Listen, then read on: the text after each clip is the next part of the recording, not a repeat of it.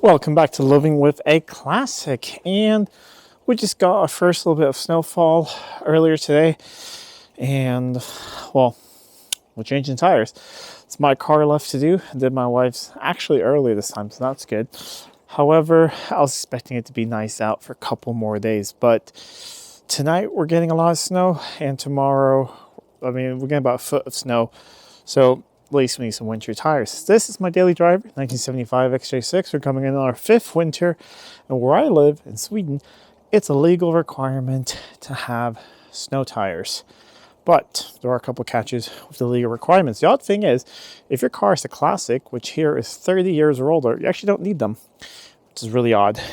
We have winter tire laws here, which means during certain times of the year, you need to have winter tires.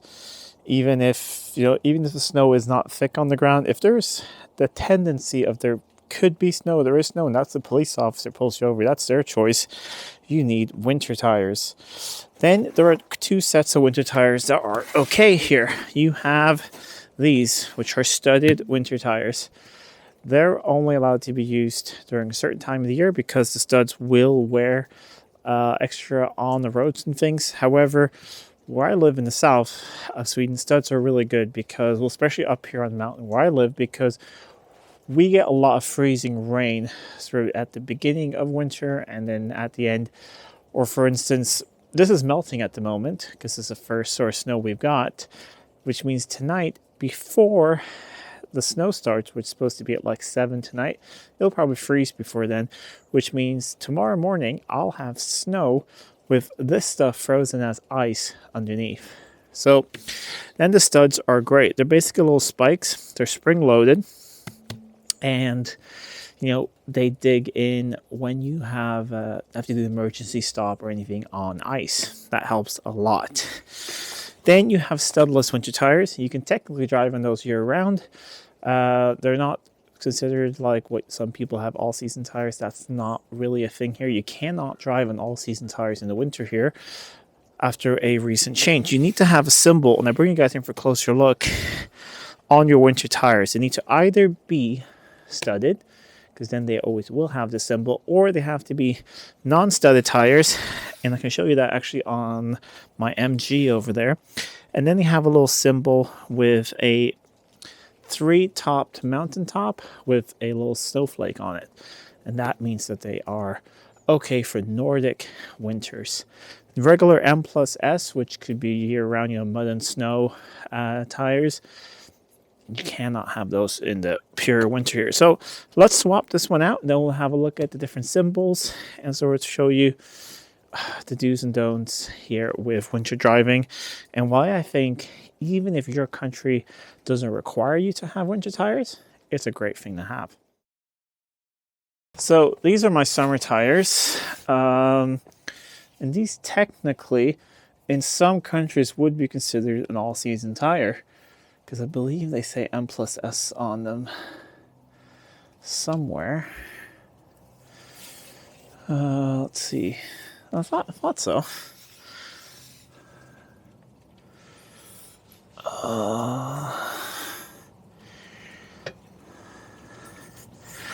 Why did I think I saw that? Am I the only one that finds it really difficult to read all the stuff on tires, especially when you do directions and things? I can never find it. Steel built and radial. Here, sorry. Right here. M+S, mud and snow. So they would technically be considered an all-season tire in some countries, and in this country until about a year ago, I would legally be allowed to drive on that in the winter. And 2 days ago, we had the first bit of like morning frost / freezing rain during the night, and when I was driving in the morning, it was quite slippery with these on. And if you have followed the channel, you've seen my adventures with this car coming up on the 5th winter, and it does great on these. They're Nokian Hakkapeliitta studded winter tires, and I've never gotten stuck. I've actually pulled people out of the ditch in them. I've gone through blizzards. I've gone through 2+ feet of snow when the snowplow hadn't gone out yet. They're just really good. And it's not just about traction to get going. It is about stopping, because it's kind of like anything. Brakes are the most important thing, and tires are really the most important thing on your car, because they're the only thing that touches the ground. Put those over there for now. The plan was to do all this inside in the next couple of weeks, because I thought we were going to get a mild winter again, and then I was going to do some other things. I need to have a new ball joint for one side, which is a little bit of a clunk, and I want to do front brake pads. But we'll have to do that another time, because we're getting a blizzard again. So we actually have a winter tire law here, and what it says, if I'm actually reading on the government website here, is from the 1st of December to 31st of March, you need to have winter tires on your regular cars, light trucks. I don't mean like trucks as in pickup trucks, as in like light semis, buses, and all that. And they have to have at least 3 millimeters of thread. We have a lot more than that, so that's good. But they say at least 3, but they recommend more than 5. And they have to have the little snowflake, which I'll show you guys in a bit. The other thing that they need is, or that you can, between the 1st of October and the 15th of March, you're allowed to use the studded ones. However, you can use them longer. Let's say you're expecting snow in September, which it wouldn't happen, but if there is snow on the road, outside those dates, you can use tires. It's just the dates between the 1st of December, 31st of March, you need to have them on, if there's snow. And that's a subjective thing. I know someone who got pulled over. There was absolutely no snow on the road. The roads were dry. However, he got pulled over, has summer tires on, and on the grass, like, a bit further away in the shade, there was a little bit of snow. And that counts. And that is the police officer that pulls you over. That is their decision about what they deem is correct. So I'm going to tighten these down. It's my last tire to go, and then we're going to go over them all just with a torque wrench, make sure everything's fine. I'll show you that little snow symbol, and I'll show you what it looks like on a set of non-studded winter tires, because I have a car with them as well. All right, that's all done. It's cold out. Let us pull around the house, and I'll show you the non-studded tires, which is what you could get in most countries. Not all countries allow studded tires. I'm actually not allowed to drive like into Germany or something with these tires. However, that's not something I plan on doing wintertime. Those of you asking about rust and things on the daily driver in winter, nothing really bad so far. I do a couple things. I rust proof it quite a bit. Everywhere, cavity wax and things. And I actually don't drive on the major highways when there is a lot of snow and sleet, because they really pour out like a lot more salt on there. I drive the smaller roads and things where it's usually just snow, and that's just water. That's not really going to hurt anything, and that seems to have worked just fine. So let's pull around. We'll have a look at those different symbols, and we'll see. Looks nice out right now, but in like a couple of hours we're supposed to get quite a bit of snow. I see this is what's going to freeze later tonight, and then we'll get soft, nice snow on top of it.